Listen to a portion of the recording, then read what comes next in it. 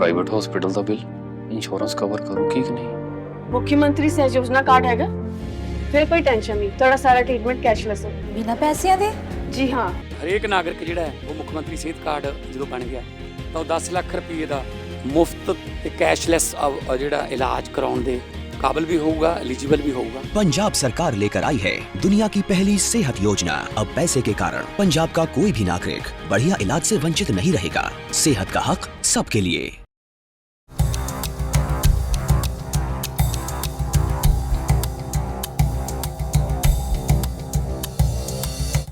भारत और अमेरिका के बीच trade deal done हो गई है, जहां राष्ट्रपति ट्रंप और प्रधानमंत्री मोदी के बीच फ़ोन पर बातचीत हुई और इसके बाद ऐलान हुआ कि अमेरिका भारत पर लगाए गए 50% के टैरिफ को घटाकर 18% कर रहा है। प्रधानमंत्री नरेंद्र मोदी ने इस फैसले का स्वागत किया और अपने सोशल मीडिया प्लेटफॉर्म से पोस्ट किया, जहां उन्होंने इसे एक शानदार घोषणा बताया और साथ ही में कहा कि मेक इन इंडिया उत्पादों को इससे फ़ायदा मिलेगा। पीएम मोदी ने राष्ट्रपति ट्रंप का धन्यवाद करते हुए आगे कहा कि दुनिया के दो बड़े लोकतंत्र साथ काम करते हैं तो इससे दोनों देशों के लोगों का फ़ायदा होता है।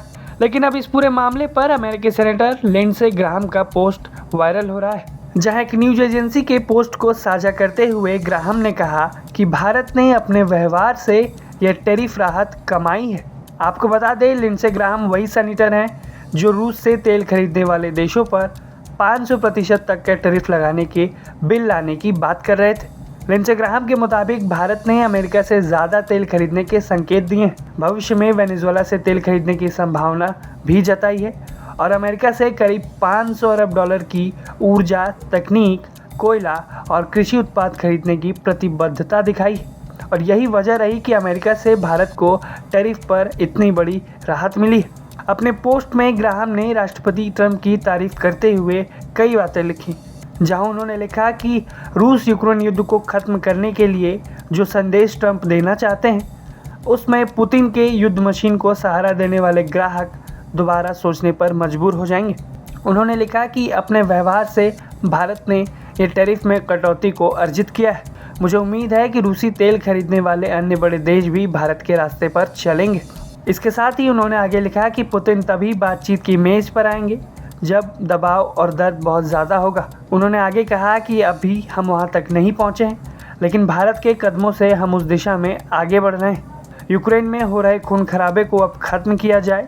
रूस के ग्राहकों पर दबाव बनाने की आपकी नीति काम कर रही है। इस पोस्ट में लिंडसे ग्राहम का बड़बोलापन दिखता है, जहां वो ट्रंप को मक्खन लगाने में लगे हुए हैं। वो ये दिखाना चाहते हैं कि भारत रूस से तेल खरीद बंद करेगा, इसलिए ये ट्रेड डील संभव हुई है। इसके साथ ही अमेरिकी राष्ट्रपति ट्रंप ने भी social media platform truth social पर यह दावा किया कि भारत इस डील के तहत रूस से तेल खरीदना बंद करेगा और अमेरिका से ज़्यादा तेल खरीदेगा। ट्रंप ने तो यहाँ तक कहा कि भारत अमेरिकी सामानों पर टैरिफ और नॉन टैरिफ बाधाएं भी शून्य यानी ज़ीरो करेगा।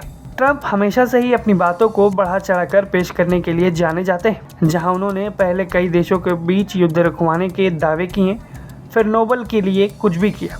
अगर हम बात करें भारत अमेरिका के ट्रेड डील के पीछे के कारणों की, तो हाल ही में भारत और यूरोप के बीच हुई मदर ऑफ ऑल डील इसका सबसे बड़ा कारण है, जहां अमेरिका भारत और यूरोप के बीच इस डील को होता देख भारत के बाजार को खोने के डर को महसूस करने लगा।